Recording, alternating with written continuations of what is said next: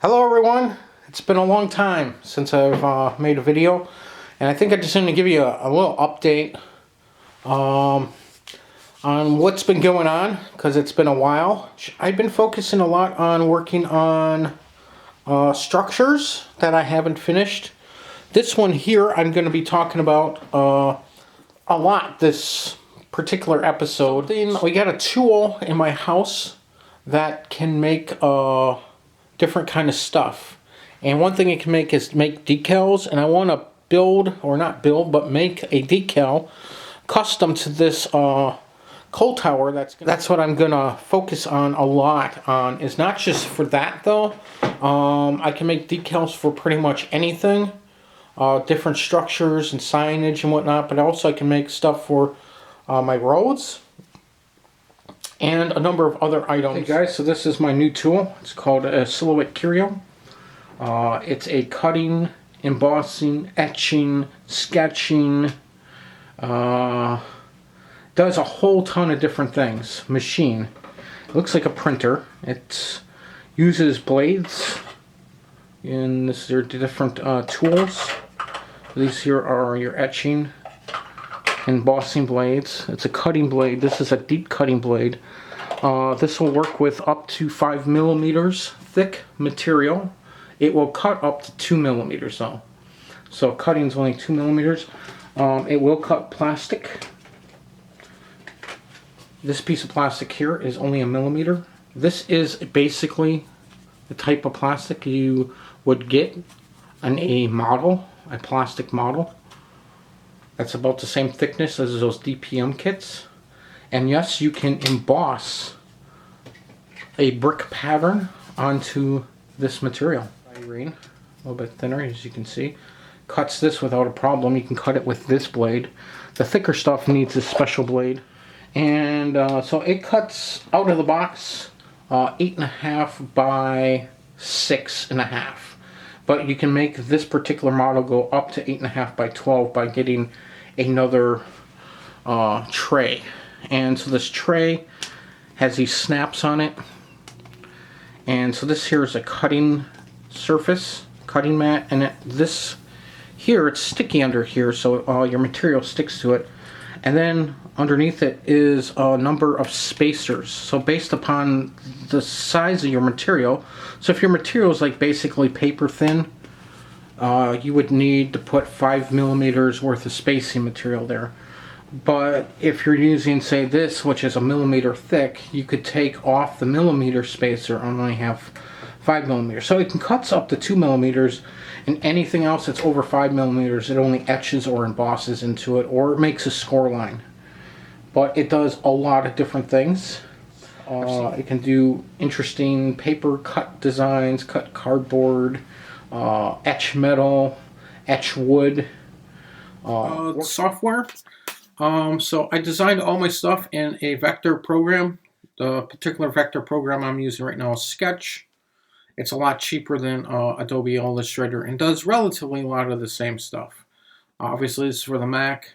If you're going to do this from Windows, there's a lot of Windows vector programs that are a lot cheaper than Adobe Illustrator and do relatively the same stuff. This here was the original logo I was going to go with. Now, the reason I've chosen not to use it is this particular logo here is a little thin. By the time I cut it out for N scale, it really didn't work. I think if I was going to do it for HO or O scale, this logo would work fine. So it's because of scale size. So I end up going with this. This will be the main sign on top of that building. Now, this particular program, I can export slices. So every box you see here, so when I hit export, I select this one, and you see anything with a box, anything inside of it, I can export it as an SVG. And I can then import that into what's called Silhouette Studio, which is the software that runs these machines by the Silhouette company. And I went with the Designer Edition software, which is about $20 more than the basic software. And the main reason is while the software does more things, you can import in more files, including SVG, PDF, and several CAD files. And I got basically import SVGs. But it does do other things too. And if you have this, you can actually design everything right in the software if you want to. But I prefer to use my vector programs because I've been using vector software for over 20 years and I love using vector software. So you can see I brought in 2 of them because there should be 1 on each side so I can cut 2 at one time. You can see that I put them to size 1 inch by 3.2. And so there's this little tool right here, and I believe this is it here. And as you can see, if you lock this and you move it around or move it here or there, it'll stay proportionate. You can also do that right here on the screen by clicking this and dragging it. See, and it changes it proportionally. Now I'm just going to Command Z that, which is undo, and all you have to do is hit send. Pick the tool you have. This machine can do 2 different tools. I only need 1 tool. And anywhere where it's in red, and you can change these colors. They have multiple colors that you can set up. But I have red for cut. Anywhere it's red, it will cut. And they have different settings. So the material for the decals is called vinyl matte. As you can see, I have a thing that says Edit 1 OB. That means I did make an edit. The original size on this material or original settings did not really work with my machine. And so this is what's taken me a couple weeks, I would say 3 or 4 weeks of screwing around with the different materials that I have been using with this machine. And it's not just stuff to make decals, but things to do scratch building and cutting out on plastic and all sorts of really neat stuff. Is the default settings of this material, and you can see there's a whole list of different stuff. They have stuff for crafts and hobbies and all sorts of stuff. The settings are off. So you have to play around, a little trial and error, and figure it out. So this one, all I had to do was put the blade from 1 to 2. These blades are ratchet blades, so they have different size of blades as you change them around. So it had at 1, I put it to 2. This is the speed it will do it at. 5 is pretty fast. This is the force of the blade. This can go all the way up to almost 40. And then the number of passes. So originally was 1, 5, 10, 1. And so I found out for the vinyl matte, I needed a 2, and I needed 2 passes, and it comes out perfect.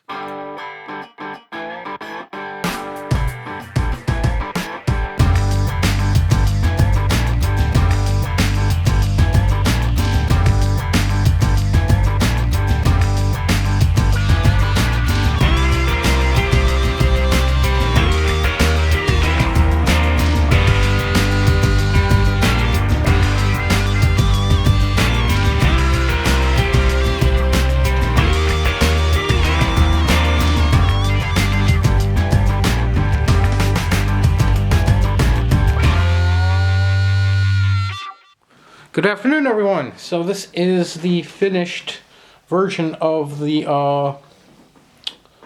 decal. I weathered it up using some weathering chalks. I used black sooty. I have a piece of that vinyl stuff that makes the decals here, so you can see the difference. So that is the color. It's pure white, and that's what it looked like. So you can see what it looks like, all weathered up with the weathering chalks, and I think it looks fantastic. So that's just one potential application of that new machine that I got, is to make decals. I think the decal on this structure looks awesome. Now it's all weathered up. It's definitely a big sign, but that's what those type of buildings had, were these large signs like that. And I think it looks sweet. I really like it. I did put these crossing grades in. They're the wooden ones. Now with that machine that I've shown you, I'm making the little stencil crossing buck signs that'll go on the pavement here and here. But before I put those on, or before I paint the stencil markings for the crossing bucks in and do the rest of the lines, I have some scenery just like in little spaces here. You can see that there's anywhere where it's like kind of this brown painted plaster cloth. I need to put some scenery.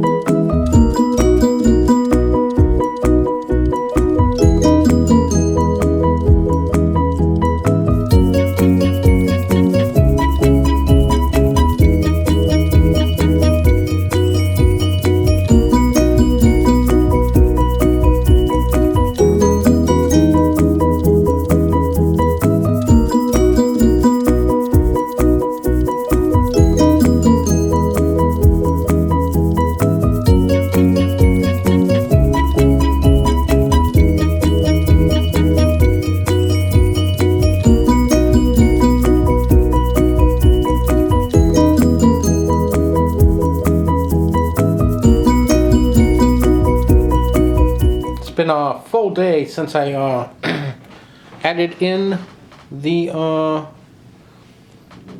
static grass sheet stuff. This is the box for it. I know you've seen it before. The Scenescape Pull Apart Static Grass by Bachman. This stuff is great. I love it. I use it in a lot of different spaces, and it gives a really nice sort of tall wild grass look, and you can see it looks really good right up in here, but I did put it in over here and there. But this is where you can really tell it's really up and wild there. So I got all this ready to work on the road crossing signs here and the lines for in there.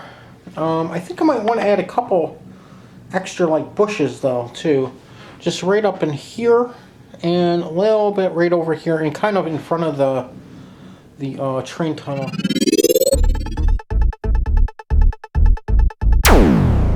Boys and gals, I picked up some more signs by the Twitchy Train Group, and they say they go for $4.95, but I can get these for about $3. For the crossing buck signs, I got these also for $3. I picked up some stop signs. You get 18 signs. I'm never going to need 18 of them, but hey, it's better to get 18 than less. And then I picked up a couple warning signs. So there's different ones out of the 18 pieces. So one is called warning signs, picture signs. And let me just kind of go through what they are. You get 3 with a tractor on it, so that means for farm use. 3 pedestrians. 3 playground or kids playing. 3 with cattle. 3 for deer crossing. And you get 3 for bicycle crossing. So let me just kind of show you what they look like. So at the top we got the bicycle, kids playing, and people walking. And then on the opposite side we have farm, tractor crossing, cattle crossing, and we do have deer crossing. The second from the Twitchy Train Group is warning signs, road pass signs, second group, 12 different, 18 piece. And this is item number 2617. So let me, it's basically telling you, road paths.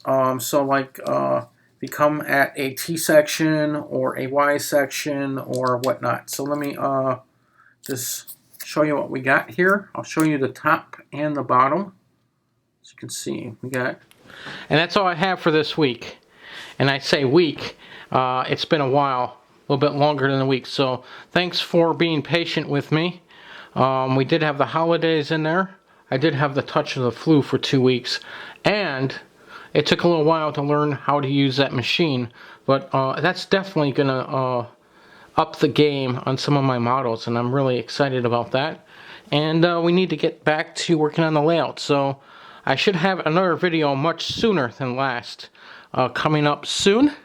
So thanks for joining me this time, and I'll see you next. Bye, everyone.